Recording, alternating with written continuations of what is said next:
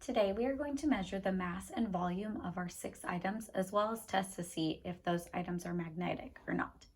If you don't have your student recording sheet out already, please go get it. You will be recording our observations for today and make sure you are recording under the correct heading.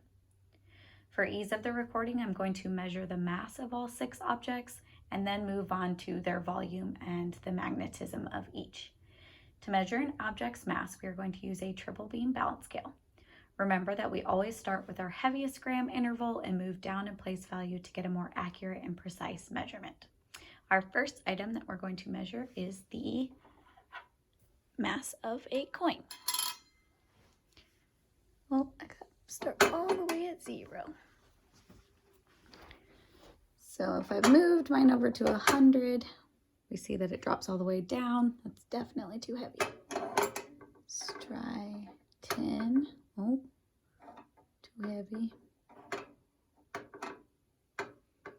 So we're going to go with our ones. Getting closer. Oh, a little bit more.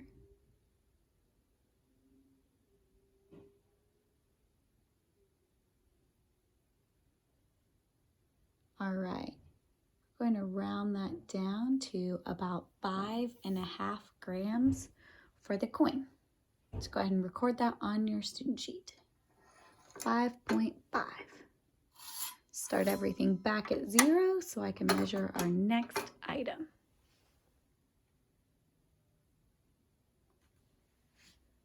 All right. Up next, I'm going to do the paperclip. Paperclip, let's try our 100. Oh, way too heavy. Try our 10s. Still too heavy. And start working with our 1s. Whoa. Might be a little too heavy. Woohoo, perfect, lines up. So our paperclip is 1 gram. All right, back to 0. Next item. All right, let's do the balloon. Put a piece of tape on there so our balloon doesn't stay, or doesn't float off, I should say.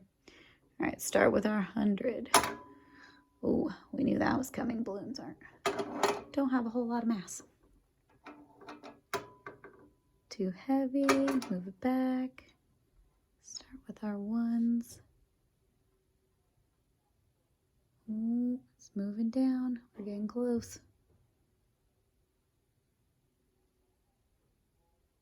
2 grams, perfect, right on the line.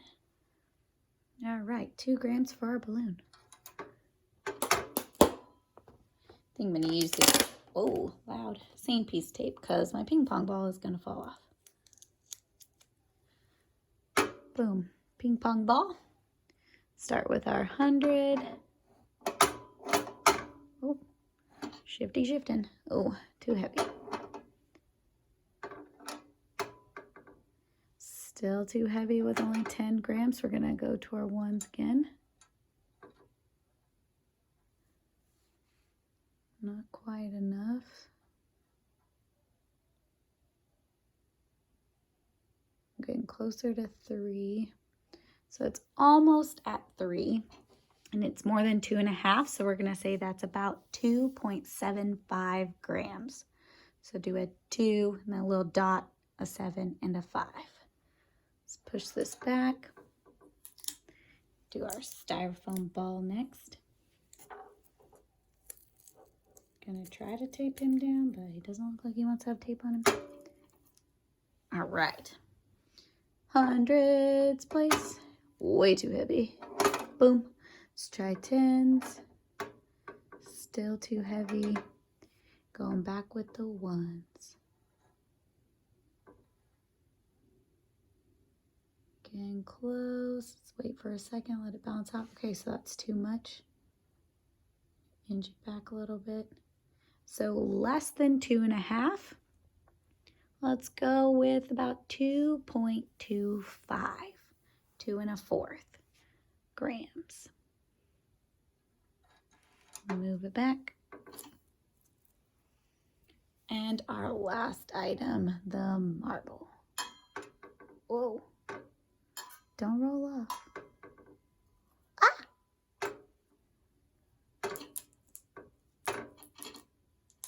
See if I can get the tape to block it. Okay. All right, let's see. 100, way too much. 10s, still too much. Let's move forward with our 1s. Ooh, this one has a large amount of mass.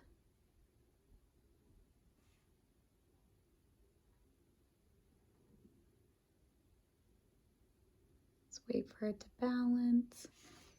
All right, so 5 and a little bit more than a half is too much. Let's see what 5.5 would be. And we've hit exactly the middle.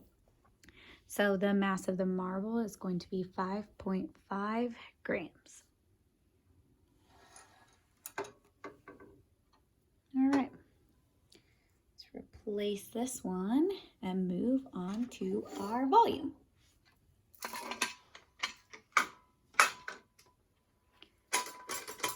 All right, to measure the volume, we're going to use a graduated cylinder. I have 2 different size graduated cylinders because some of our objects are larger than others. And then the small ones, you won't really be able to see it on this, so I'm going to use a smaller graduated cylinder just for accuracy and precision. So when we measure an object's volume, we fill a graduated cylinder with a certain amount of water and we record that as our starting point. And then we will completely submerge each object in the water and take the measurement of how much the water has moved, and then we'll subtract the original amount from it, and that will let us know what the object's volume is in particular. All right, so let's start with the coin. So I'm going to use the smaller one because it's easier to read. It's got smaller increments, whereas this one jumps up by 200. So if I have a small enough object to go in this one, then we definitely want to use the smaller one. So it's starting at 50 milliliters. So I'm going to completely submerge my quarter in there and see how much it jumped up. It's barely even moved a whole line. And if you notice, 50 to this is 10. So then we've got our midpoint, which is about 5. Halfway between there is about 2.5. So we're gonna go with our quarter as a volume of about 1.5 milliliters.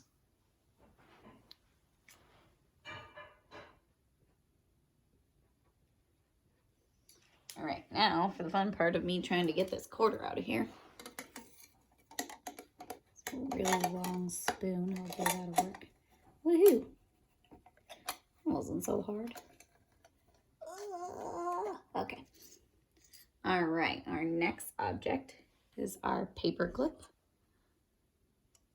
Still starting at 50.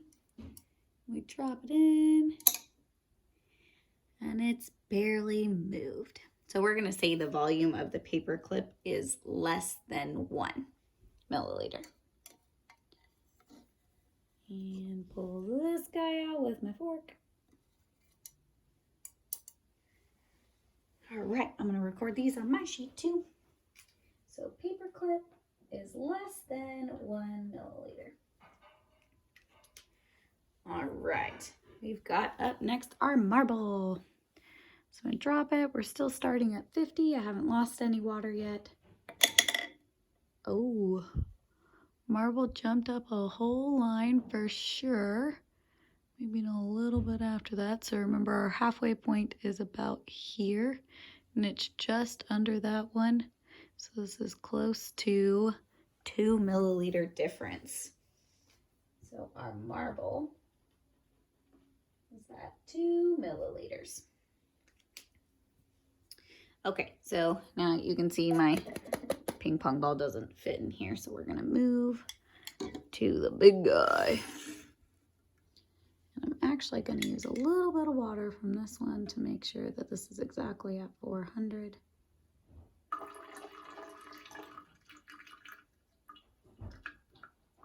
Boom. All right. So as I said before, in order to test an object's volume, you have to completely submerge the object. The other objects do not have the ability to float, so they were pretty easy to submerge. However, our next two, they do float. So I'm going to have to cram them down in here. And we're just going to roll up my sleeve a little bit. All right, so we're starting at 400. If I press the ball to the point of being submerged, we've gone up 2 dashes. So between 400 and 600 is 200 milliliters. This longer line hits 100. So at the halfway point, which is about here, that is 50 milliliters.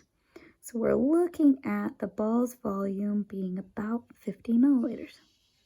Boop. So plastic ping pong ball, 50 milliliters.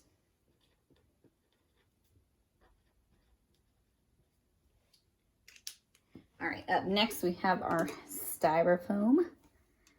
So again, we're starting at 400 and I'm going to submerge it. Ooh, this is a big one. All right, so we're a little bit closer to our 100. We're past the halfway point.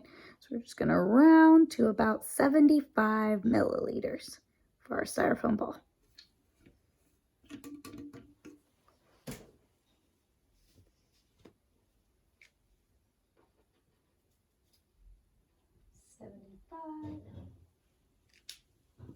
All right. This guy is even too big for this graduated cylinder, so I had to do it in a bucket from earlier, but the water splashes everywhere and we're just not gonna do that on camera. So you're just gonna have to take my word for it that the balloon's volume is 1,500 milliliters. It's a big balloon. All right, up next, we've got magnitude, or magnetism, I should say. So I'm just going to put my items up here, pass the magnet over them, and decide whether they're magnetic or not. Because I don't have to have all the items up here. I could do one at a time. All right, so styrofoam ball is up first. Here's my magnet. As you can see, it is not magnetic. Styrofoam is not. Next is our balloon. Well, stay here. And nope, nothing.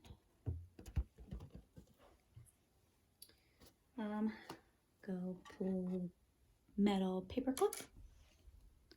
Pass it over. Ooh, look at him. He jumped right on there. So since he does jump and attach to my magnet, that means he's magnetic. Let's try our ping pong ball. Nothing. And our coin.